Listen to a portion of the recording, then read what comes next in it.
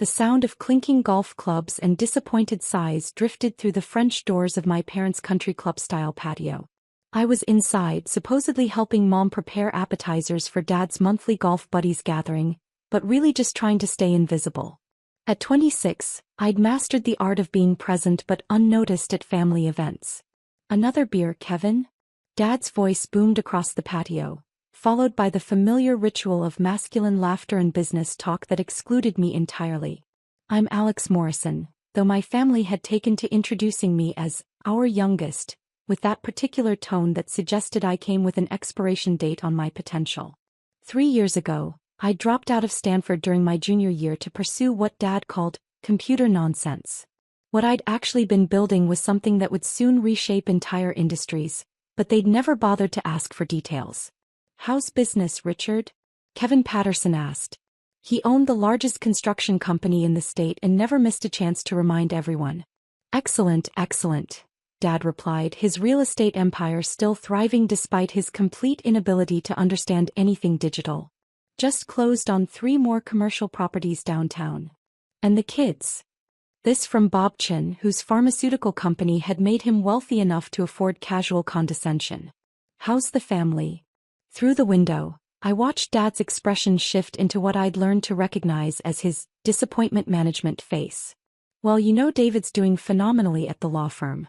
Just made junior partner at 32. And Sarah's medical practice is expanding. She's opening a second location in the spring." The pride in his voice when discussing my older siblings was unmistakable. David, the perfect son who'd followed Dad into business-adjacent success. Sarah, the brilliant daughter who'd exceeded even their ambitious expectations. "And Alex?"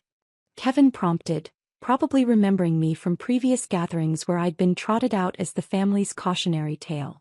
Dad sighed, a sound that carried the weight of 3 years' worth of accumulated disappointment. "College dropout working retail. Such a disappointment." I gripped the serving tray tighter. That's what they thought I did. Because when they'd asked about my job, I'd mentioned working at the Apple store, and they'd stopped listening before I could explain that I was there conducting market research for my company's latest product launch. "Kids these days," Bob chimed in. "No work ethic. They think success should just fall into their laps." "Different generation," Kevin agreed. "They don't understand that real wealth comes from real work." Real work. I almost laughed. If they only knew about the 18-hour days I'd been pulling for the past 3 years, the all-nighters spent coding, the endless meetings with venture capitalists who initially dismissed me as just another college kid with an app idea. Mom appeared beside me, adjusting the cheese arrangement with nervous precision. "Maybe you should go upstairs, honey," she whispered. "They get a bit vocal when they've been drinking." I was about to take her advice when the doorbell rang. "I'll get it," I said, grateful for any excuse to escape the patio. I opened the front door to find a woman in her 30s, professionally dressed, holding a leather portfolio and looking slightly nervous. "Hi, I'm Jessica Laurent from Forbes magazine," she said, extending her hand. "I'm here for the exclusive interview with America's youngest self-made billionaire, Alex Morrison." The serving tray slipped from my hands, clattering against the marble foyer floor. For a moment neither of us moved. That's me," I managed. "Wonderful." Jessica smiled. "I have to say I'm excited about this piece. Your story is exactly the kind of entrepreneurial success our readers love. From college dropout to tech billionaire in 3 years. It's remarkable." Behind me, I heard the conversation on the patio continue, unaware that their definition of my life was about to be completely shattered. "Should we do the interview here?" Jessica asked, looking around the impressive foyer. "This is perfect for photos. Really captures the success story. Young entrepreneur in the family home that launched their empire." I almost corrected her about whose empire had actually launched from this house, but stopped myself. There would be time for that conversation later. "Actually," I said, "let's start on the patio. I think my family would enjoy meeting you." Jessica nodded enthusiastically. Family interviews are always wonderful. They add such personal depth to the business story. I led her through the house toward the French doors, my heart pounding. 3 years of hiding in plain sight were about to end in the most spectacular way possible.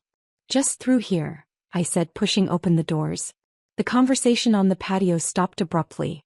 Dad looked up from his beer. Kevin paused mid-sentence about market trends, and Bob's golf story died on his lips. Dad, I said calmly, I'd like you to meet Jessica Laurent from Forbes magazine. She's here for an interview. Dad's face lit up with confusion and curiosity. Forbes? Well, that's wonderful. Are you doing a piece on the real estate market? I'd be happy to share some insights. Jessica looked between us, equally confused. Oh, I think there's been a misunderstanding. I'm here to interview Alex about building Quantum Leap Technologies into a billion-dollar company. The silence that followed was absolute. Dad's beer bottle stopped halfway to his lips. Kevin's mouth opened and closed like a fish. Bob simply stared. Billion-dollar company? Dad repeated slowly. Yes, Jessica said, pulling out her notes. Alex is being featured as our cover story. The dropout who disrupted everything. How Alex Morrison built the future of quantum computing. I watched the blood drain from Dad's face as Jessica continued. The company valuation just hit $1.2 billion after the Series C funding round last month. It's quite a story. Dropping out of Stanford to build quantum computing solutions that are revolutionizing everything from financial modeling to drug discovery.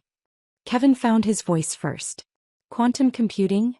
Alex's company developed the first commercially viable quantum processors for consumer applications, Jessica explained enthusiastically.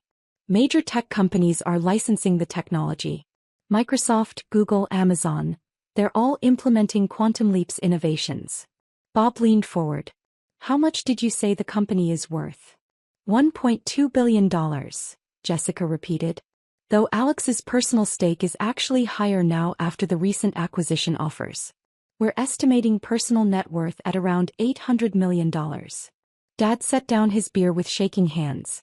$800 million? I finally spoke. Actually, it's closer to $950 million as of yesterday.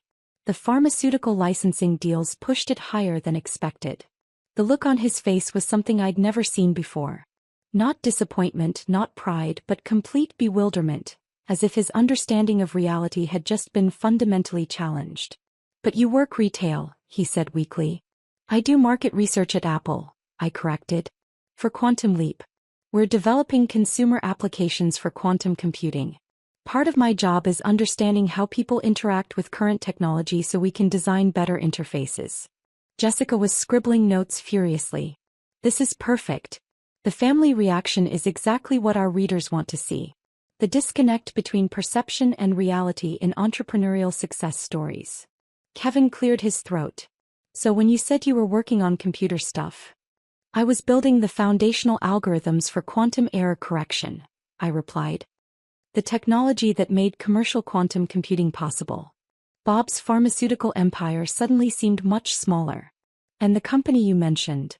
Quantum Leap Technologies. We've revolutionized drug discovery timelines. What used to take pharmaceutical companies years of molecular modeling now takes weeks. We've got licensing agreements with 12 major pharma companies. I watched Bob's face as he realized that my computer nonsense was directly transforming his industry. This is incredible, Jessica said. Can we set up for the formal interview? I'd love to get some family photos too. The support system behind the success story. Support system. I looked at Dad, who hadn't said a word since learning about my net worth. Actually, I said, let's start with some background. Dad, why don't you tell Jessica about how supportive the family has been of my entrepreneurial journey? The trap was elegant and cruel. Jessica waited expectantly, pen poised. Dad's mouth opened and closed several times before he managed. We've always believed in Alex's potential. That's wonderful, Jessica beamed. And what was your reaction when Alex first told you about the quantum computing company? Another pause. Longer this time.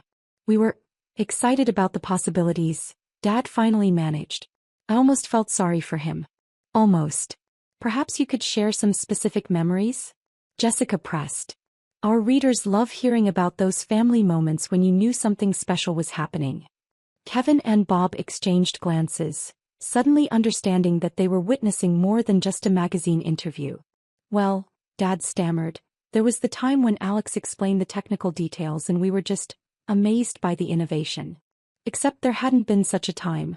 Because every time I tried to explain what I was building, I'd been dismissed with variations of, "That's nice, honey," or, "When are you going back to school?" And financially, Jessica continued, I imagine the family investment in the early stages was crucial for getting started. The question hung in the air like a sword. Because while Dad had occasionally given me grocery money with the air of someone supporting a charity case, the family had invested exactly $0 in my company. The initial funding came from venture capital, I said, rescuing him from having to lie outright. Though the family has been supportive in other ways. Of course, Jessica nodded. Emotional support is often more valuable than financial backing. He turned to Dad. What advice did you give Alex during those early, challenging startup days? I watched him struggle with the question, probably trying to remember if he'd ever given me any advice beyond, get a real job, and stop wasting time with computers. I always told Alex to follow their passion, he said finally. Even when others might have been skeptical about a college dropout starting a tech company? Jessica prompted. Especially then, Dad replied, his voice gaining confidence as he rewrote history in real time. I've always believed that conventional paths aren't for everyone. It was impressive, really. 3 years of disappointment and dismissal being transformed into supportive wisdom before my eyes. That's beautiful, Jessica said. And now, with the company valued at over $1 billion, you must be incredibly proud. Beyond proud, Dad said, and for the first time that part sounded genuine.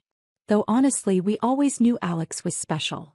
Kevin and Bob nodded along, probably rewriting their own memories of every dismissive comment they'd made about my computer phase. Well, Jessica said, closing her notebook, this has been wonderful background. Should we move to the formal interview now?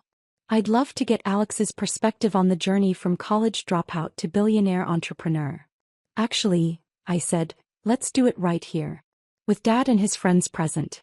I think they'd enjoy hearing the real story. Jessica loved the idea. She set up her recording equipment while I helped Mom bring out more chairs. The men sat uncomfortably, probably realizing that their casual afternoon was about to become something much more significant.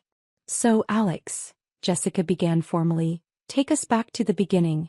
What made you decide to drop out of Stanford to start a tech company? I looked directly at Dad as I answered. I realized that traditional education wasn't going to teach me what I needed to know to build the future. I had ideas that couldn't wait for a graduation ceremony. And your family's reaction? They thought I was making the biggest mistake of my life, I said honestly. There was a lot of disappointment, a lot of concern that I was throwing away my potential. Dad shifted uncomfortably in his chair. But that motivated you? Jessica asked. In a way. It taught me that sometimes you have to believe in your vision even when the people closest to you can't see it. Sometimes especially then. I spent the next hour detailing the real story. The 18-hour coding sessions in my tiny apartment. The 57 rejection meetings with investors who thought quantum computing was science fiction. The breakthrough moment when we achieved stable quantum coherence at room temperature. The first licensing deal that validated everything I'd been working toward. Through it all, Dad and his friends sat in stunned silence, learning about my life for the first time. The pharmaceutical applications have been particularly exciting, I continued. We're currently working with companies to reduce drug discovery timelines from years to months. The potential impact on cancer research, rare diseases, personalized medicine, it's staggering. Bob leaned forward. What kind of companies? I named 3 of his biggest competitors, watching his face as he realized they were already implementing technology his company didn't even know existed. And the financial success? Jessica asked. Forbes estimates your personal net worth at nearly $1 billion. How does that feel at 26? I glanced at Dad, whose beer had long since gone warm and forgotten. Honestly, feels like validation. For 3 years I've been called a dropout, a disappointment, someone wasting their potential. Now I employ 847 people, we're revolutionizing multiple industries, and we're just getting started. What's next for Quantum Leap Technologies? We're announcing a major expansion next month. Quantum-powered artificial intelligence that will make current AI systems look like pocket calculators. We're also launching a consumer division, quantum computing power in devices people can actually buy and use. Jessica's eyes lit up. Can you give us any hints about the consumer applications? I smiled. Let's just say that the smartphone revolution was the first wave. Quantum computing will be the tsunami. After Jessica finished the interview and left with promises of a cover story release next month, an uncomfortable silence settled over the patio. Kevin and Bob made polite excuses and left quickly, probably to Google everything I'd just told them. Dad and I sat alone as the sun set behind his perfectly manicured golf course view. "I owe you an apology," he said finally. "You owe me several," I replied, but without malice. "I should have asked. Should have listened. Should have tried to understand what you were building instead of just seeing what you weren't doing." I nodded. "Yeah. You should have." The disappointment comment. To my friends. "That was honest," I finished. "That was honest. You were disappointed in me." "I know that." He looked at his hands. "I was disappointed in my understanding of success. I thought it looked like law degrees and medical practices and real estate portfolios. I never imagined it could look like this." "Like what?" "Like my kid building something I can't even comprehend, something that's going to change the world." We sat in silence for a while, watching the sunset paint the sky in shades of gold and regret. "What happens now?" he asked. "Now you get to tell your golf buddies that your disappointment of a son is worth nearly $1 billion, I said. "Though I suspect they'll Google me long before next month's gathering." "And us? Our relationship?" I considered the question. 3 years of dismissal and disappointment weren't erased by one afternoon of revelation. But they weren't permanent either. "We figure it out," I said. "But Dad, next time I tell you I'm working on something important, maybe ask a few more questions before you write it off." He nodded. "Next time I'll listen better." "Good," I said, standing up. "Because Quantum Leap is just the beginning. And I'd rather have my family understand what I'm building than have them read about it in Forbes." The next morning my phone exploded with calls. Word had spread quickly through Dad's social circle, and suddenly everyone wanted to reconnect with the family dropout who'd become a billionaire. But more importantly, David called. My perfect older brother, the junior partner, the golden child. "Alex," he said, "I owe you an apology." "We all do." "You don't owe me anything," I replied. "But thank you." "Mom said Forbes is doing a cover story? Next month's issue. Can I ask you about your company?" Really ask and really listen to the answer. For the first time in 3 years, I heard genuine curiosity in a family member's voice. Not pity, not dismissal, but actual interest in what I'd built. "I'd like that," I said. Sarah called an hour later with the same request. Then Mom, then even Dad again, this time with specific questions about quantum computing applications in real estate. The Forbes article came out 3 weeks later. The Dropout Who Disrupted Everything featured a full-page photo of me in my parents' foyer, looking every inch the young billionaire entrepreneur I'd become. The story detailed my journey from college dropout to tech innovator, complete with quotes from family members about their unwavering support. I didn't correct the narrative. Let them have their version where they'd always believed in me. The truth was more complicated anyway. What mattered was the future. Quantum Leap's consumer division launched 6 months later to unprecedented demand. Our quantum-powered smartphones made headlines worldwide. The pharmaceutical partnerships accelerated drug discoveries at rates that seemed impossible just years before. And my family? They learned to ask better questions. Dad started reading tech journals, trying to understand the world I was building. Sarah explored applications of quantum computing in medical diagnostics. David investigated legal frameworks for emerging technologies. They never became tech experts, but they became curious. They became interested. They became supportive in ways that mattered. The family gatherings changed too. Instead of golf stories and real estate boasts, conversations included questions about quantum algorithms and silicon innovation. Instead of pitying looks when I talked about my work, I got engaged listening and thoughtful follow-up questions. 1 year after the Forbes article, Dad hosted another golf gathering. This time when Kevin asked about the kids, Dad's voice carried a different kind of pride. "Alex just announced a partnership with NASA for quantum computing applications in space exploration," he said. "The company's now valued at $3.2 billion. "And you saw this coming?" Bob asked, clearly impressed. Dad paused, and for a moment I thought he might tell the truth about those years of disappointment and dismissal. "Dad," he smiled. "Let's just say Alex taught us all something important about not judging potential by conventional standards." It wasn't quite the truth, but it was growth. And sometimes growth matters more than being right about the past. As I listened from the kitchen, preparing to join them this time as an equal rather than a disappointment, I reflected on the journey from dropout to billionaire. The money was nice, the success was validating, but the real victory was simpler. I'd built something extraordinary while they thought I was failing.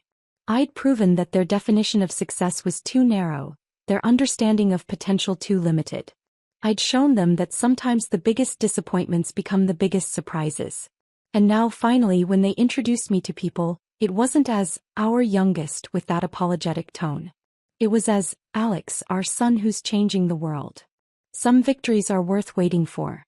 The reservation was for 8 o'clock at Meridian, the restaurant that had been Mom's favorite for decades. I'd booked the entire private dining room on the 3rd floor, the one with floor-to-ceiling windows overlooking the city lights. Mom turned 70 today and she deserved something special. I arrived early, wearing a simple navy dress and minimal jewelry. Nothing flashy. I'd learned years ago that my family noticed everything I wore, every dollar I spent, every choice I made. They had opinions about all of it. Claire. Mom's face lit up when she saw me in the lobby. Then her smile faltered slightly as she took in my outfit. Oh, I thought you might dress up more. It's a nice restaurant. I am dressed up, Mom. I hugged her carefully, mindful of her new silk blouse. Happy birthday. Thank you, sweetheart. She patted my shoulder, then looked past me. Is David coming? David was my ex-husband. We'd been divorced for 3 years. No, Mom. Just family tonight. Oh. Her disappointment was palpable. He always knew how to celebrate properly. My brother Marcus arrived next, stepping out of his leased BMW with his wife Jennifer. Marcus wore a suit that probably cost 3 months of what he thought I made. Jennifer's dress sparkled with what she told everyone were real diamonds. Claire. Marcus nodded at me. Surprised you could make it. Thought you'd be working late at that little office job. I requested the evening off. I kept my voice pleasant. Mom's birthday is important. Well, hopefully you can at least chip in for drinks. Jennifer's laugh was bright and cutting. We know your budget is tight. My sister Amanda arrived with her husband Robert and their 2 teenage children. Amanda took one look at the restaurant's entrance and squealed. Meridian. Oh my God, Marcus, you shouldn't have. Actually, I made the reservation, I said quietly. Everyone turned to stare at me. You. Amanda's perfectly shaped eyebrows rose. Claire, this place is like $300 per person. Minimum. I'm aware. Marcus laughed, not kindly. Claire, be serious. There's no way you can afford this. I made the reservation. I just let you think you did so you'd feel included. I received a confirmation email. From my account, probably. The staff must have mixed something up. He was already walking toward the entrance. Don't worry about it. Jennifer and I will handle the bill. You can Venmo me $50 later or something. The hostess greeted us warmly. Good evening. Party of 8 for Chin. That's us, Marcus said smoothly, stepping forward. I'm Marcus Chin. I made the reservation. The hostess glanced at her tablet, a small wrinkle appearing between her brows. I have the reservation under Claire Chin, actually. That's my sister. There must be some confusion. I'm the one who... The private dining room on the 3rd floor, correct? The hostess smiled at me. Right this way, Ms. Chin. Marcus's jaw tightened, but he followed as we were led to the elevator. In the confined space, I could feel the weight of my family's collective judgment. Private dining room? Jennifer whispered loudly. Claire, seriously, how are you paying for this? I have savings, I said simply. Amanda snorted. From what? You're a secretary. Administrative assistant, I corrected gently. There's a difference. Barely, Robert muttered. The elevator doors opened to reveal the 3rd floor, our floor. The entire space had been transformed with white orchids and candles. Soft piano music played from hidden speakers. The long table was set with crystal and china, each place setting probably worth more than my family assumed I made in a month. Mom gasped. Oh, Claire. This is too much. It's your 70th birthday, Mom. Nothing is too much. But the cost. She was already looking at Marcus, her expression worried. Marcus, honey, are you sure about this? I didn't arrange this, Marcus said flatly, staring at me. Apparently Claire has been hiding some secret sugar daddy or something. Marcus. Mom looked shocked, but I noticed she didn't exactly defend me. What? Come on, Mom. Look at this place. Look at her life. She drives a 10-year-old Honda. She lives in a one-bedroom apartment in an okay neighborhood. She shops at Target. He counted off each point on his fingers like presenting evidence. Now suddenly she can drop $5,000 on a birthday dinner? Maybe she saved up, Mom offered weakly, but her tone suggested she didn't believe it either. For years. For this. Amanda was walking around the room, touching the silk curtains, examining the floral arrangements. This isn't just expensive. This is obscenely expensive. Claire, if you're in some kind of trouble if you borrowed money from the wrong people. I didn't borrow anything. I took my seat at the table, smoothing my napkin across my lap. Can we just enjoy Mom's birthday? Not until you explain this. Marcus remained standing, arms crossed. Seriously, Claire. What's going on? Did you max out credit cards? Take out a loan. I made a reservation and provided a credit card. That's all. Which will probably bounce, Jennifer Stage whispered to Amanda. A waiter appeared with champagne. Dom Perignon, the 2008 vintage. I'd selected it specifically because Mom had mentioned once years ago that she'd tried it at a wedding and loved it. Oh. Mom's eyes went wide when she saw the label. Claire, no. This bottle alone is probably $400, Marcus finished. Per bottle. How many did you order? Enough for toasts, I said calmly. Please everyone sit. Let's celebrate. They sat, but the atmosphere was tense. As champagne was poured, I could see my family doing mental calculations, their expressions growing more concerned and suspicious with each passing moment. To Mom, I raised my glass. 70 years of strength, grace and love. Happy birthday. To Mom, everyone echoed, but their eyes stayed on me. The first course arrived. Seared scallops with truffle foam and microgreens. Amanda photographed her plate immediately, probably for social media, but I noticed she didn't tag the location. Wouldn't want people asking how her secretary's sister afforded Meridian. So Claire. Robert cut into his scallop with surgical precision. How's work? Still with that small consulting firm? Yes. It's going well. What exactly do you do there again? Jennifer asked. Like file papers? Answer phones. I coordinate projects and manage client communications.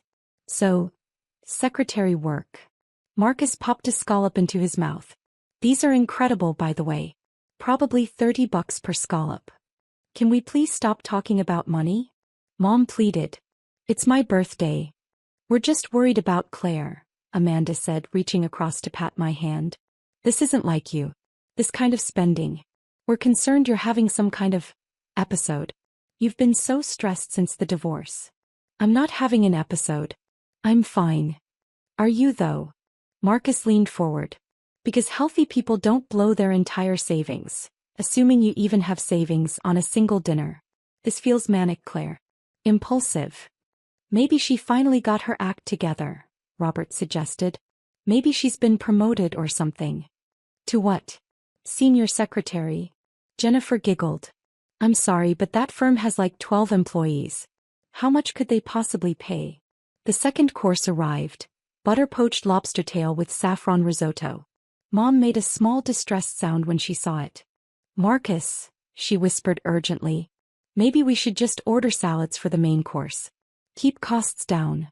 Mom, I already ordered the full tasting menu for everyone, I said. It's done. Just enjoy it. The tasting menu? Amanda's voice rose. Claire, that's the most expensive option. That's $400 per person before wine. I'm aware of the price. Then you're insane. Marcus slammed his hand on the table, making the crystal ring. I'm not watching you destroy yourself financially for some misguided attempt to prove something to us. I'm not trying to prove anything. Then what is this? He gestured around the room. What are you doing? I'm celebrating our mother's birthday. By bankrupting yourself? I'm not. You know what? No. Marcus stood abruptly. I'm not participating in this delusion.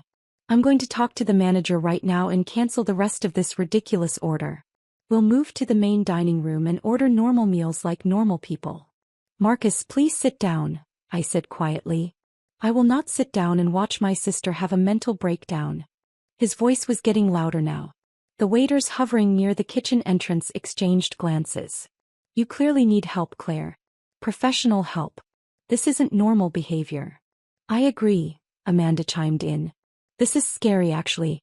Who spends money like this when they can barely afford rent? I can afford my rent. Can you? Jennifer challenged. Can you really? Because I've seen your apartment, Claire. It's not exactly luxury living. No doorman, no amenities, coin laundry in the basement. Meanwhile, you're spending thousands of dollars on one dinner. It's Mom's 70th birthday. It's financial suicide. Marcus was pacing now. And I'm not going to enable it. I'm going downstairs right now to fix this mess. He stormed toward the elevator. Jennifer jumped up to follow him, then Amanda and Robert. Even the teenagers looked uncomfortable, muttering excuses as they trailed after their parents. Mom and I sat alone at the beautiful table, the half-eaten lobster cooling on our plates. Claire. Mom's voice was so gentle, so pitying. Honey, if you're having money troubles, you can tell me. Is this about David? Are you trying to prove something because of the divorce? No, Mom. Because he did very well for himself. I know that must be hard to see. Him with his new wife, the big house, the trips. She reached over and squeezed my hand. But you don't have to compete with that. You don't have to pretend to be something you're not. I'm not pretending. Then where did this money come from? Her eyes were worried, almost fearful. Did you? Claire, you didn't do anything illegal, did you? That hurt more than everything else combined. My own mother, wondering if I'd committed crimes to pay for her birthday dinner. No, Mom. I didn't do anything illegal. Then I don't understand. Before I could respond, the elevator doors opened. Marcus strode out and I could see the manager walking beside him, a tall man in an impeccable suit named Richard. I'd spoken with Richard a dozen times over the past month while planning tonight. There she is, Marcus pointed at me. That's my sister. She's the one who made this insane reservation. Richard's expression was professionally neutral. Sir, I'm aware of Ms. Chen's reservation. Well, I need you to cancel it. The rest of it, I mean. We're done here. Send us the bill for what we've already eaten, and we'll move this party somewhere more reasonable. I'm afraid I can't do that, sir. What do you mean you can't? I'm a customer. I'm requesting service changes. You're not the customer who made the reservation. Richard's tone remained polite but firm. Ms. Chen booked this room and the full tasting menu. Any changes would need to be authorized by her. She's not in a position to authorize anything. She's clearly having some kind of crisis. Marcus's face was reddening. Look, I don't know what she told you, but whatever credit card she gave you is probably going to be declined. I'm trying to save you and her a lot of trouble here. The card has already been charged and approved, sir. Well then run it again. Test it. You'll see. Marcus, please. I stood up. You're making a scene. I'm making a scene? I'm making a scene. He whirled on me. You're the one pretending to be rich. You're the one throwing money you don't have at a dinner party like you're some kind of... Sir. Richard's voice cut through Marcus's rant, sharp now. I'm going to need you to lower your voice. You're disturbing other guests. Other guests? We're the only ones up here. There are private dining rooms on either side of this space and several tables directly below us. Your voice is carrying. I don't care. This is fraud. Consumer fraud. My sister is committing fraud and you're helping her. Jennifer grabbed Marcus's arm. Honey, maybe we should just... No. He shook her off. I'm not leaving until this gets sorted out. I want to speak to whoever owns this place. Get me the owner. Now. Richard's expression flickered, just for a moment, and I saw him glance at me. I gave him the slightest nod. The owner. Richard repeated carefully. Yes, the owner. Someone with actual authority who can see what's happening here. I see. Richard pulled out his phone. One moment, sir. He stepped away, speaking quietly into the device. Marcus turned to face me, triumph written across his features. This is going to be so embarrassing for you, he said. When the owner gets here and realizes you've been lying. I haven't been lying about anything. You've been lying about everything. Your whole life is a lie. You pretend you're fine with your mediocre job and your sad little apartment, but then you pull something like this. What were you thinking? That we'd be impressed? That we'd suddenly think you were successful? I never said I was successful. No, you just tried to show it. With money you don't have. He laughed harshly. God, this is so pathetic, Claire. Even for you, this is pathetic. Amanda and Robert had returned to the room, drawn by the shouting. They stood near the elevator watching. Is the owner coming? Amanda asked. Apparently, Jennifer said. This should be good. Mom looked like she might cry. Please everyone, can we just go? This was supposed to be a nice evening. It's about to get a lot worse for Claire, Marcus said. Trust me. Richard ended his call and walked back toward us. His expression was completely professional, completely unreadable. The owner will speak with you now, he said. Finally. Marcus crossed his arms. Where is he? When is he getting here? She's already here, sir. Richard turned slightly. Miss Chin, would you like to address your brother's concerns? The room went completely silent. Marcus blinked. What? Miss Claire Chin owns Meridian, Richard said calmly. She has owned it for 4 years. She's also the principal owner of the Meridian Group, which operates 6 other restaurants in the city. I'm the general manager and I report directly to her. I watched the color drain from Marcus's face. That's... He looked at me, then at Richard, then back at me. That's not possible. I assure you it's quite possible, Richard continued. Miss Chin purchased Meridian shortly after her divorce. She's been very hands-off as an owner, preferring to let the management team run daily operations, but she's here several times a month to review finances and operations. Claire. Mom's voice was barely a whisper.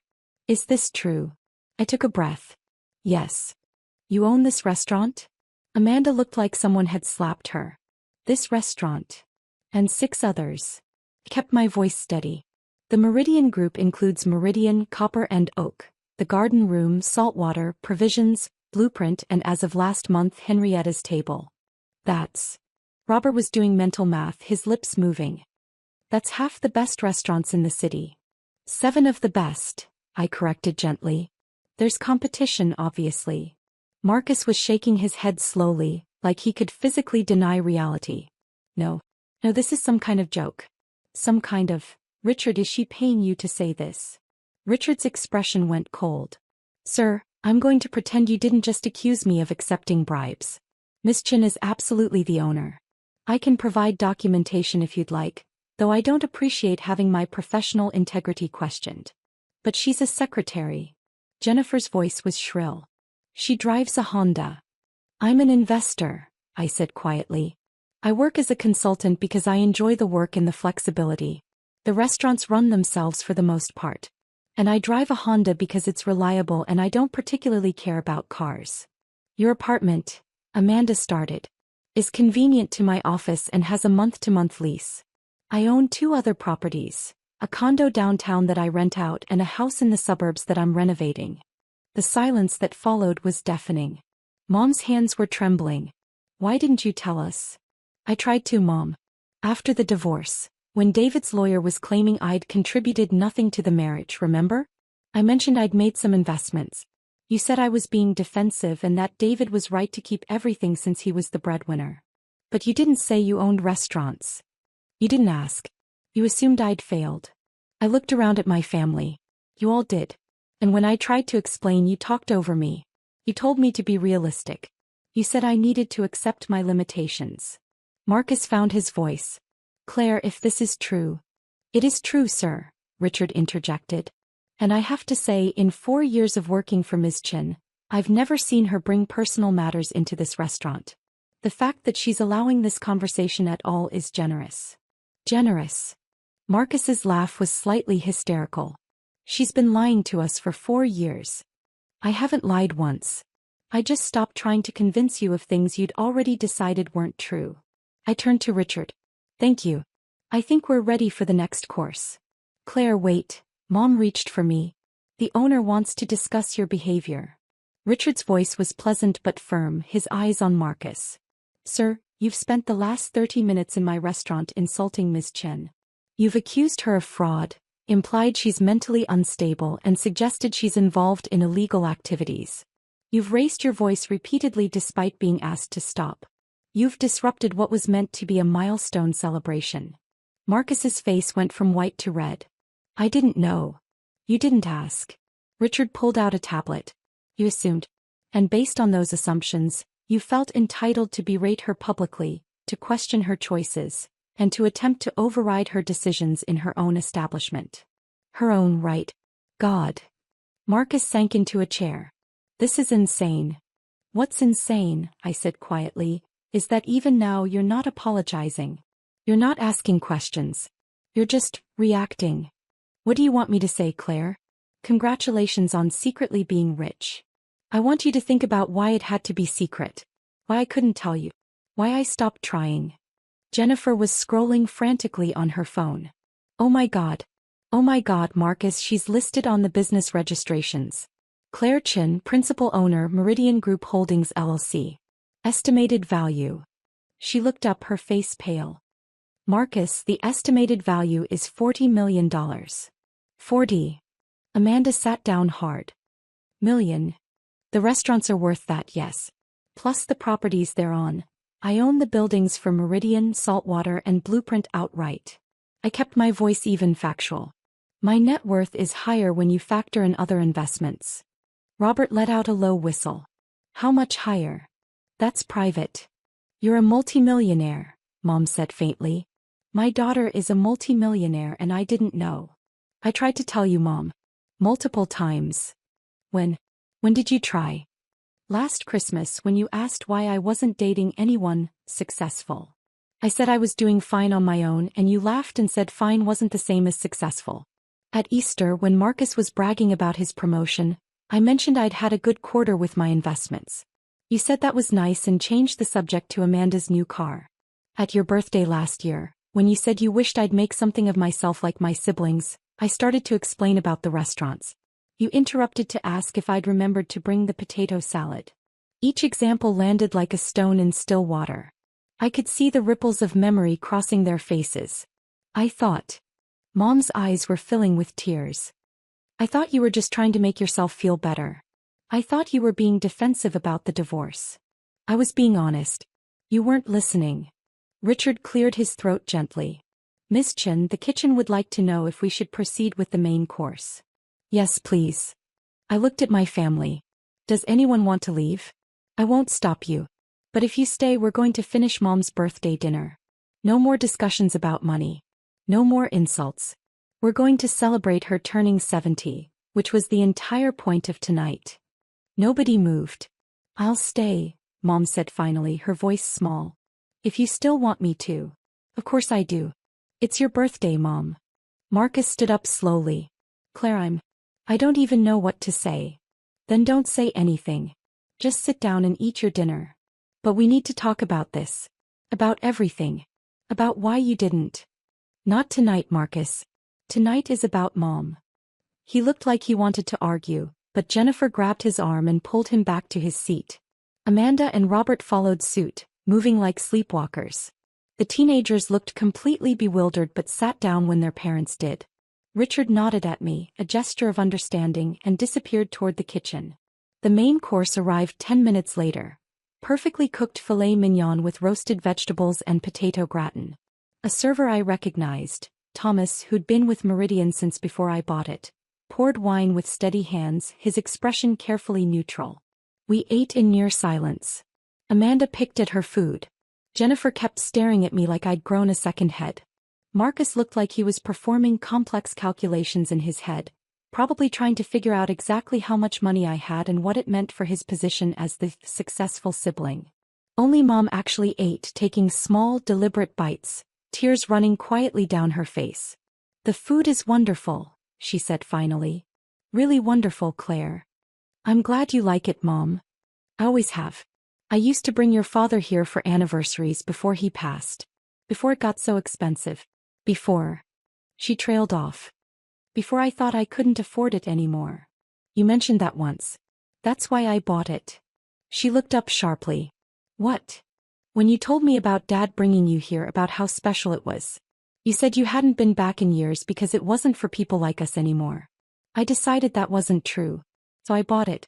I wanted you to be able to come here whenever you wanted and feel like you belonged. Fresh tears spilled over. You bought a restaurant for me? I bought it for a lot of reasons. But that was one of them. I reached over and squeezed her hand. You do belong here, Mom. You always have. I didn't know, she whispered. Claire, I didn't know any of this. About the restaurants, about the money, about any of it. You should have told me. I tried. You should have tried harder. Maybe. I withdrew my hand gently. Or maybe you should have listened better. The rest of dinner passed in a blur. Dessert arrived. A custom birthday cake I'd ordered from Meridian's pastry chef, decorated with sugar flowers that matched the fresh orchids around the room. We sang happy birthday. Mom blew out the candles. Everyone pretended things were normal. But nothing was normal. Nothing would be normal again. As we prepared to leave, Richard approached with a leather folder containing the bill. Out of habit or maybe spite, Marcus reached for it. Don't worry about it, sir, Richard said smoothly. Miss Chin has already settled the account. Of course she has, Marcus muttered. It's her restaurant. Several times over at this point, Richard agreed. His tone was pleasant, but I caught the edge in it. Richard had never liked Marcus even before tonight. Marcus had been rude to servers on previous visits, the kind of casual disrespect that revealed character. In the elevator down, Jennifer finally spoke. Claire, I'm sorry. About what I said earlier. About everything. Thank you. I had no idea. We all had no idea. I know. But why? Amanda burst out. Why keep it secret? Why let us think you were struggling? I wasn't keeping it secret. I was living my life. You all just made assumptions and never checked if they were true. The elevator doors opened to the ground floor. Outside, the city sparkled.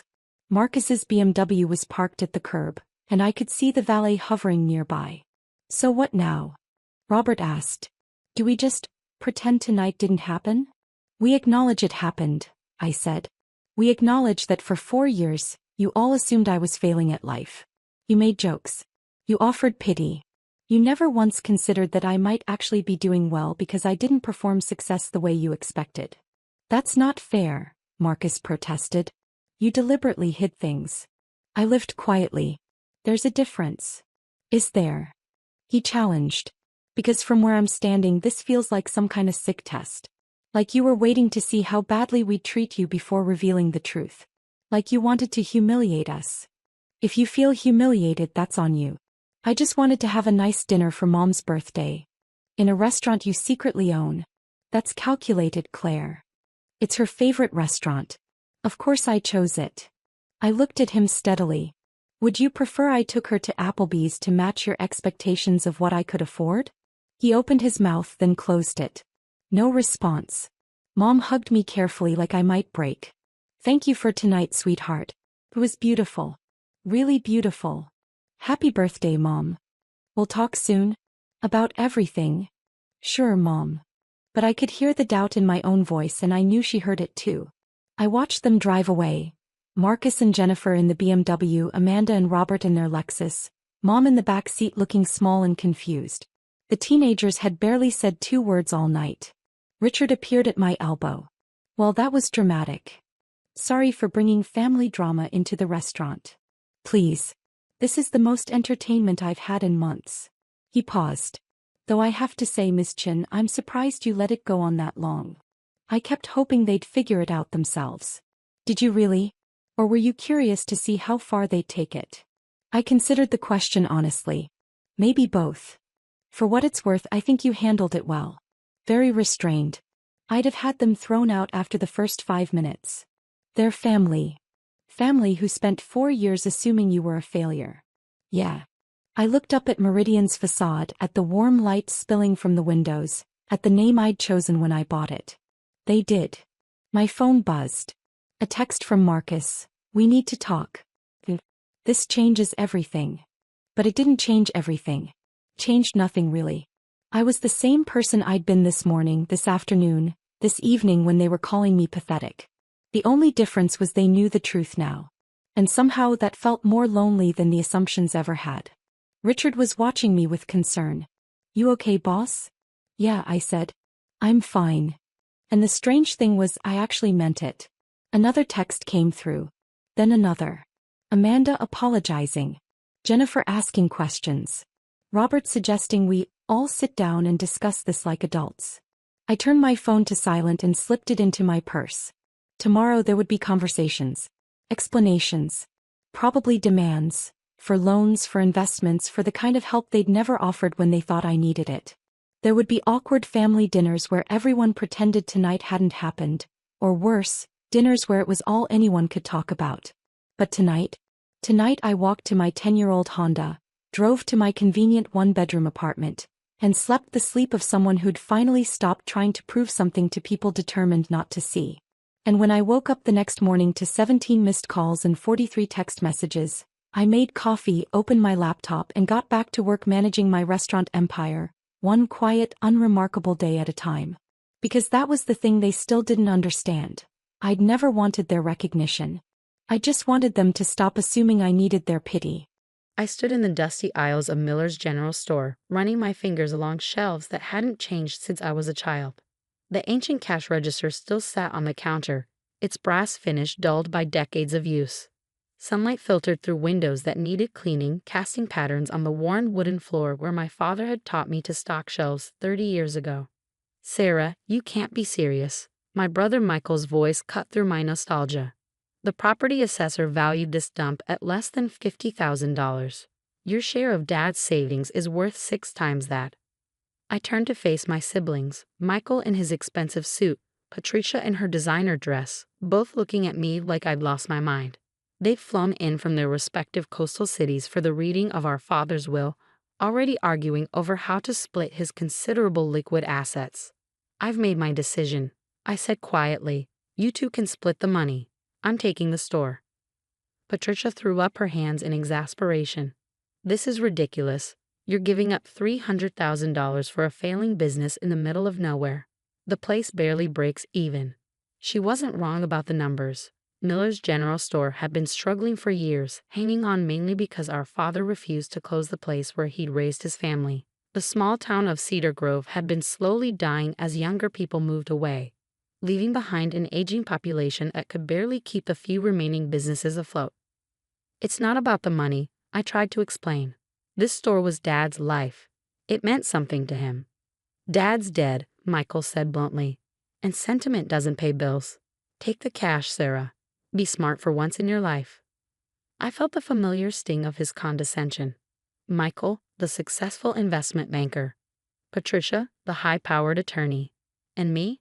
Just the middle child who'd stayed in Cedar Grove, helping Dad run the store while getting my business degree from the local college. The decision's made, I said firmly. Mr. Harrison has the paperwork ready at his office. We can sign this afternoon. Patricia shook her head, her perfect blonde hair swaying. Fine, throw your inheritance away, but don't come crying to us when this place finally goes under. They left in a cloud of expensive perfume and disapproval, the bell over the door chiming their exit just as it had thousands of times before. I sank onto the old stool behind the counter, remembering how Dad used to sit there, greeting every customer by name. You sure about this, Sarah? Tom Harrison, our family's longtime lawyer, had stayed behind. He'd known me since I was a kid stealing penny candy from the jar that still sat on the counter. Did you know about the highway proposal? I asked instead of answering. He blinked, obviously surprised. The interstate expansion, it's just a rumor. The state won't make a decision for months, maybe years. I pulled a folder from my bag and handed it to him. Inside were detailed maps, environmental impact studies, and most importantly, the preliminary approval for a new highway exit that would dump traffic less than a quarter mile from Miller's General Store. Where did you get these? Tom asked, flipping through pages. I didn't spend all those years just stocking shelves, I said. While Dad ran the store, I got my business degree, did market research, made connections with the city planning office. That highway isn't a rumor, it's happening. They're announcing it next month. Understanding dawned on his face, and when they do, property values in the area will skyrocket, I finished, especially commercial lots with good road access. Like this one. He looked around the store with new eyes. Does anyone else know? Just the planning committee and a few investors they're courting. I found out because I've been attending the town council meetings for years. Nobody pays attention to the quiet one taking notes in the back row. Tom chuckled. You always were the smart one, no matter what your siblings think. He sobered. But Sarah, even with the highway coming, turning this place around won't be easy. The building needs work. The inventory is outdated. I know. I stood up, walking the aisles I knew by heart. But I got plans, big ones. I did too. While Michael and Patricia had been building their careers in bigger cities, I've been studying, learning, preparing. Dad might not have understood my endless questions about supply chains and profit margins, but he'd supported me anyway. He even paid for extra business classes when I expressed interest in modernizing the store's operations. Your father knew, Tom said suddenly, about the highway. That's why he changed his will last month. I stopped, surprised. What? He left the store entirely up to your choice. Said you'd know what to do with it. Tom smiled. Guess he was right. A lump formed in my throat. Dad and I hadn't always understood each other, but he believed in me when no one else did. Now I had the chance to prove that faith wasn't misplaced. The next few weeks passed in a blur of paperwork and planning. Michael and Patricia left town immediately after the will was settled, making it clear they wanted nothing to do with my foolish decision. I didn't mind. For the first time in my life, I was completely in charge of my own destiny. I started small, cleaning and organizing, taking inventory of what worked and what needed to change. The store had good bones, solid construction, a prime location at the town's main intersection, and plenty of parking space that would become invaluable once the highway exit opened. But it needed work. A lot of work. You're crazy, Ben Tucker told me when I hired his construction company to renovate. Ben had been my high school sweetheart before life took us in different directions. Now he ran the most respected construction firm in 3 counties. Probably, I agreed, showing him my plans. But look at these drawings. Modern retail space in front, warehouse capability in back. New loading dock, expanded parking. Thinking bigger than a general store? Much bigger. I pulled out the highway plans. See this exit? In 2 years, this will be the main route into town. We'll have thousands of cars passing by daily. The store needs to be ready. Ben studied the drawings, his contractor's mind already working. It's a solid plan, Sarah, but it'll cost a lot. I've got investors lined up. Another surprise for my siblings. While they've been dismissing me as the quiet one watching the store, I've been building relationships with local business leaders, people who believe in Cedar Grove's future. Like me, Ben said quietly. Our eyes met for a moment, and I remembered why I'd once thought we'd spend our lives together. But that was a long time ago. The work needs to be done before the highway announcement, I said, all business again. Once that happens, every contractor in the county will be booked solid. Ben nodded. We can start next week. But Sarah, he hesitated. Your siblings. They're going to be angry when they realize what you've done. They're already angry. I shrugged. Might as well give them a real reason. The renovation began on a Monday. By Wednesday, half the town was talking about my foolishness, investing money in a dying business in a dying town. I ignored them, focusing on the future I could see so clearly. The old shelving came out first, replaced by modern retail fixtures. The creaky wooden floor was restored to its original glory. New lighting transformed the space from dim and dated to bright and welcoming. Every change hurt my dwindling savings, but I knew it would be worth it. You're bleeding money, my accountant warned me after the first month. The store's income can't support these improvements. It will, I promised. Just wait. I worked 18-hour days, running the store while supervising renovations. The old-timers who'd been shopping here for decades grumbled about the changes, but even they had to admit the place looked better. Younger families started coming in, attracted by the cleaner space and modernized inventory. Then came the first test of my resolve. Sarah? Mrs. Jenkins, my nearest neighbor, caught me as I was closing up one night. I heard a rumor about developers wanting to buy up property along Main Street. My heart skipped. Oh? Offering good money, they say. Above market value. She peered at me. Had any offers? I had 3 in the past week, each higher than the last. Word was leaking about the highway, though nothing official had been announced. Not interested in selling, I said firmly. But surely, with all the money you're spending on renovations, I just smiled and wished her good night. Let them think I was foolish. Soon they'd understand. The next morning, I found Michael waiting in the parking lot, looking distinctly out of place in his $1,000 suit. "I hear you're turning down purchase offers," he said without preamble. "Hello to you too, brother." "Sarah, be reasonable. I've got a client willing to pay 3 times what this place is worth. Take the money and walk away." I unlocked the store's front door, breathing in the familiar scent of wood and memories. Not interested. "Damn it, Sarah." He grabbed my arm. "I'm trying to help you. Dad's gone. You don't have to prove anything anymore." I pulled away. "You never understood him, Michael. Or me. This isn't about proving anything. It's about building something." "Building what?" "A general store in a town that's practically a ghost town." "You'll see." I left him standing in the parking lot, as confused as he'd always been by the sister who didn't fit his worldview. But Michael's visit was just the beginning. Over the next few weeks, more developers came calling. Some tried to charm me, others to intimidate. Patricia even flew in from Los Angeles, armed with legal arguments about fiduciary responsibility and missed opportunities. I turned them all down. The renovations continued, eating through my savings and the small business loan I'd secured. Some days, watching the numbers in my account drop, I wondered if my siblings were right, if I was being foolish, throwing good money after bad.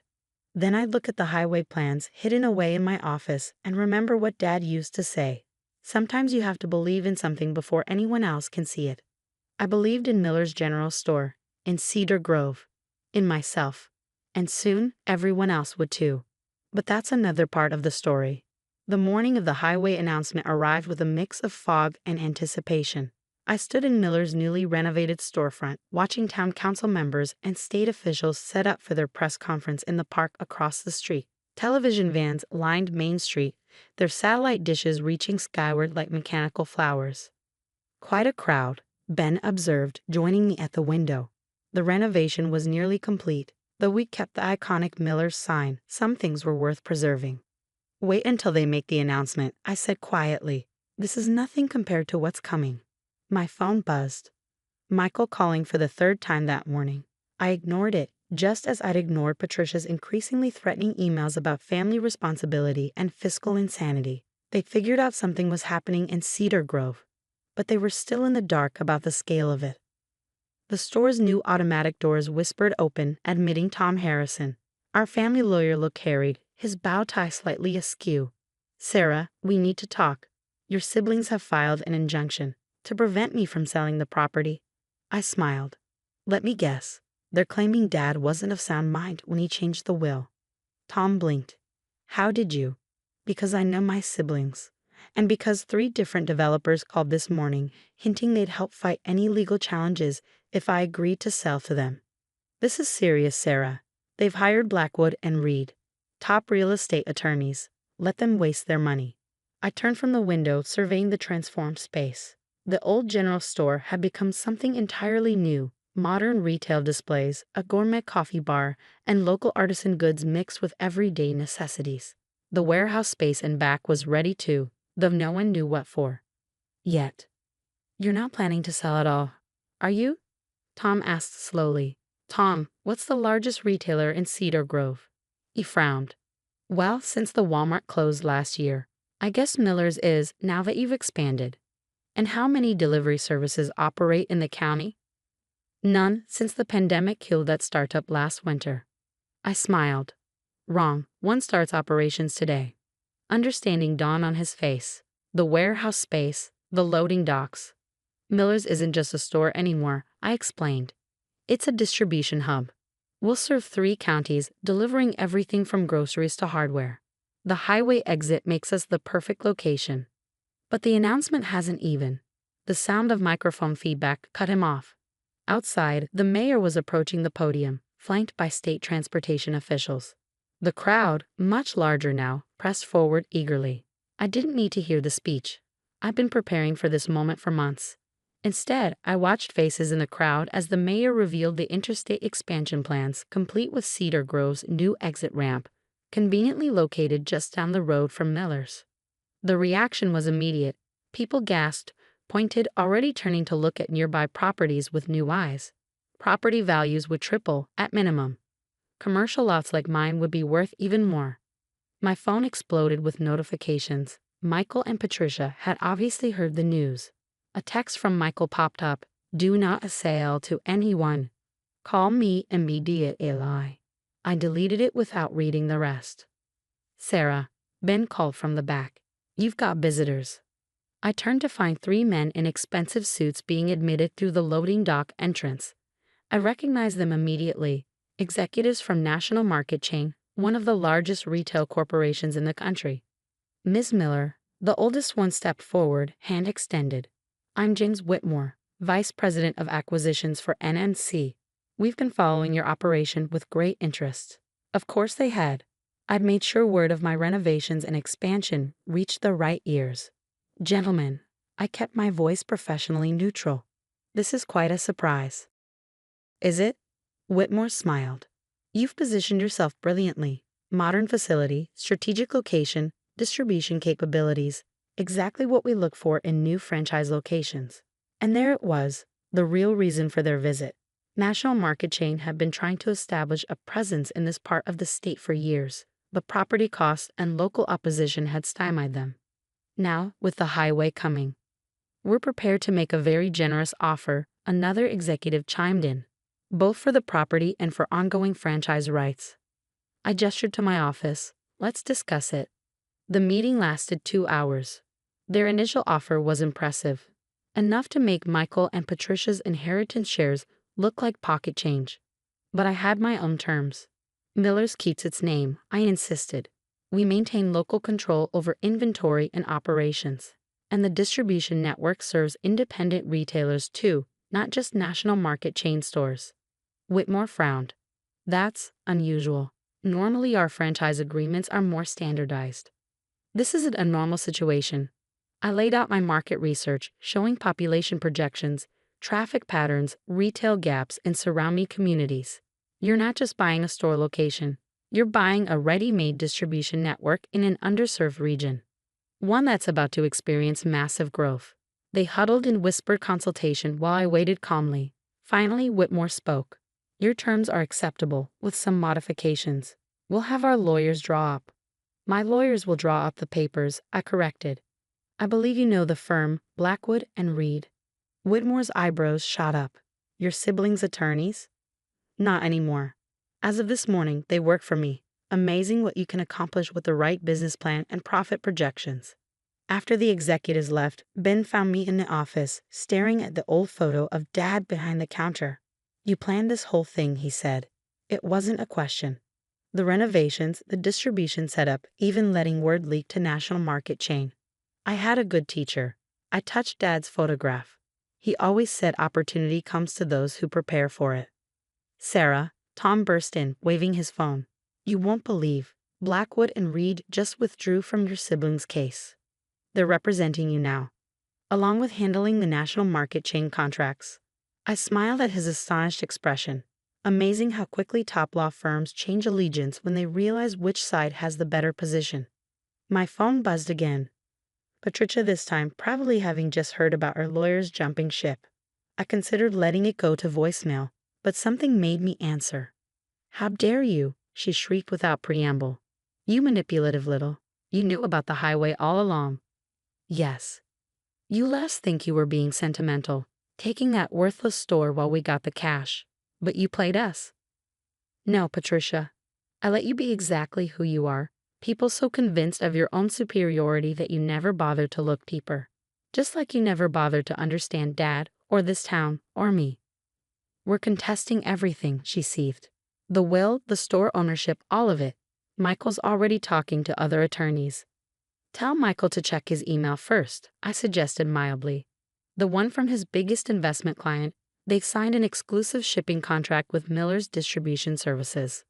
Amazing how much influence you can have when you control the only distribution hub in 3 counties. Silence. Then, you wouldn't. Cancel the lawsuits, Patricia. Stop trying to interfere. Or Michael's client won't be the only one reconsidering their business relationships. I ended the call to find Ben and Tom staring at me with a mixture of admiration and shock. Remind me never to underestimate you, Ben said finally. I looked out the window at the dispersing crowd, already imagining the changes coming to Cedar Grove. The highway exit would bring new businesses, new families, new life to our fading town. And at the heart of it all would be Miller's, not just a general store anymore, but the center of a retail and distribution network that would serve the entire region. My siblings had laughed when I chose the store over cash. They dismissed me as sentimental, foolish, stuck in the past. But I'd seen the future coming and I prepared for it. Now they'd understand exactly what they'd given up, not just the property value, but the chance to be part of something bigger than their own ambitions. Sarah? Tom's voice broke into my thoughts. Your brother's on the other line, says it's urgent. I smiled, remembering all the times Michael had patronized me, treated me like the family failure. Tell him I'm busy. I've got an empire to build. But the empire would have to wait a few more hours. I had a store to run, customers to serve, a legacy to honor and transform. Dad had believed in me when no one else did. Now I would prove that his faith was justified. The automatic doors whispered open again, admitting the first curious locals eager to see what all the commotion was about. Time to show them that Miller's and Cedar Grove were just getting started. The real changes were still to come. But that's another part of the story. 6 months after the highway announcement, I stood in Miller's expanded parking lot watching the new sign being installed. The familiar Miller's remained, but underneath now read, a national market chain partner, serving Cedar Grove since 1952. The lot was full, as it had been every day since we launched the distribution service. Local restaurants picked up supplies in the morning, delivery vans came and went throughout the day, and regular customers kept the retail floor busy. We'd had to hire 20 new employees just to keep up with demand. Looking good, Ben said, joining me outside. His construction company had become our go-to contractor, handling expansions for both the main store and our new satellite locations in neighboring towns. The highway exit opens next week, I replied, just in time for holiday shopping. My phone buzzed. A text from Michael. We need to talk. In person, please. It was the please that caught my attention. My brother hadn't said please to me in 20 years. Before I could respond, a sleek black car pulled into the lot. Patricia stepped out, looking oddly uncertain in her designer suit. Behind her, Michael emerged from the driver's side. Well, I said quietly to Ben, this should be interesting. My siblings approached slowly, taking in the transformed property. The old general store was now the centerpiece of a modern retail complex.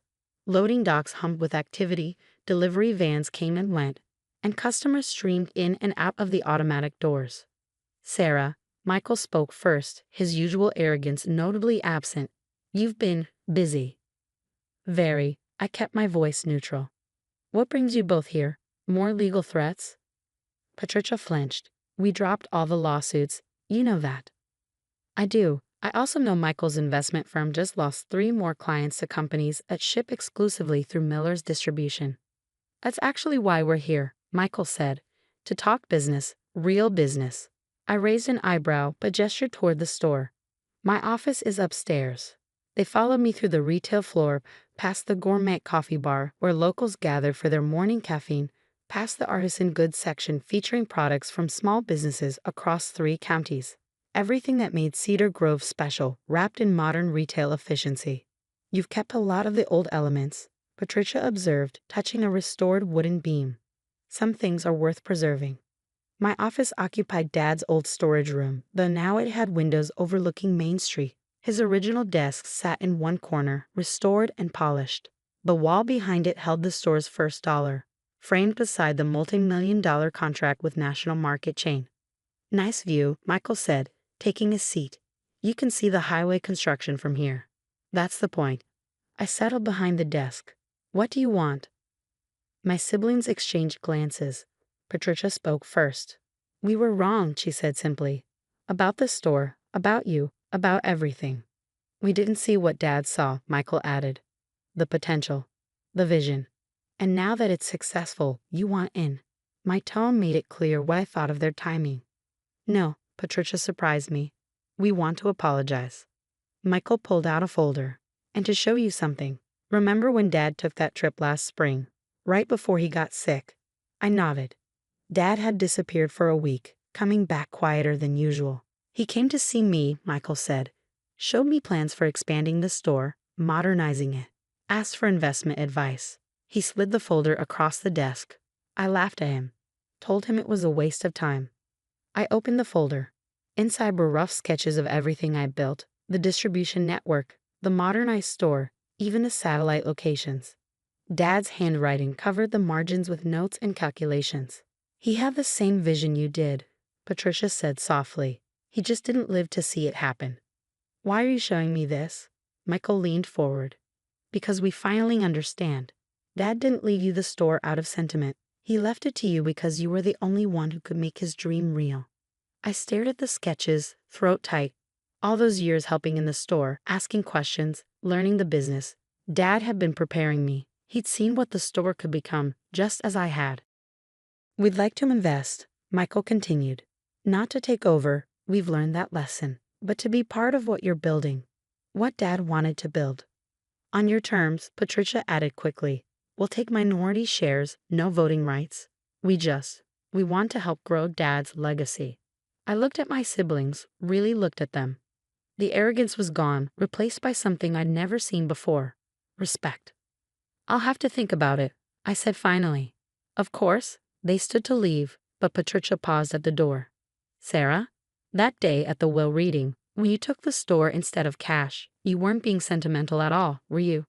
I smiled. I was. Just not about the money. After they left, I sat looking at Dad's plans. They matched mine almost exactly. He'd seen the same opportunities, understood the same changes coming to Cedar Grove. He'd known what the store could become in the right hands. The intercom buzzed. Ms. Miller?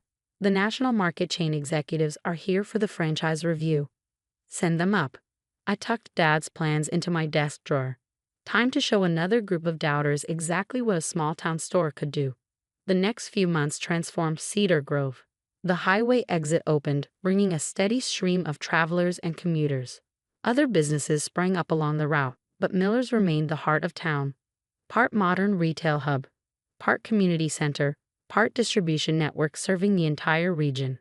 Michael and Patricia became silent partners, their business expertise actually proving useful as we expanded.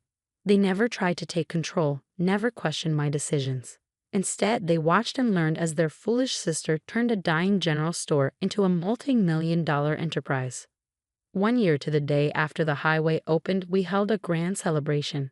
The parking lot became a street fair with local vendors, live music, and hundreds of people enjoying the autumn sunshine.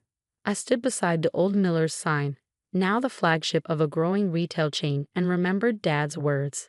Sometimes you have to believe in something before anyone else can see it. The town council presented me with a ceremonial key to the city.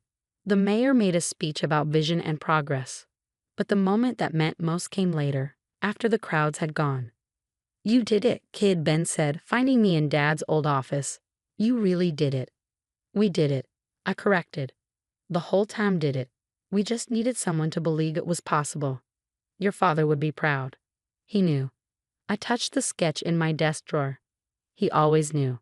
Cedar Grove wasn't dying anymore.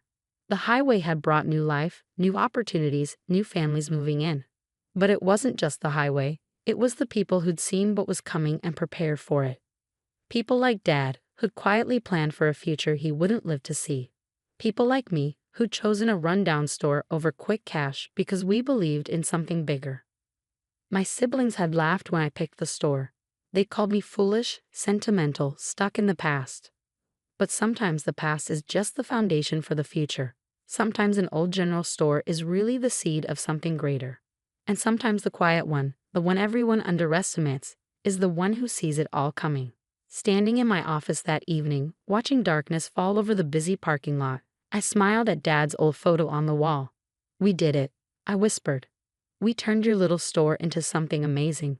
The automatic doors whispered open below, admitting late customers into the bright, welcoming space. Delivery vans pulled in to collect tomorrow's shipments. The coffee bar hosted a local book club meeting. Everything Dad had dreamed of, everything I had built, humming with life and possibility.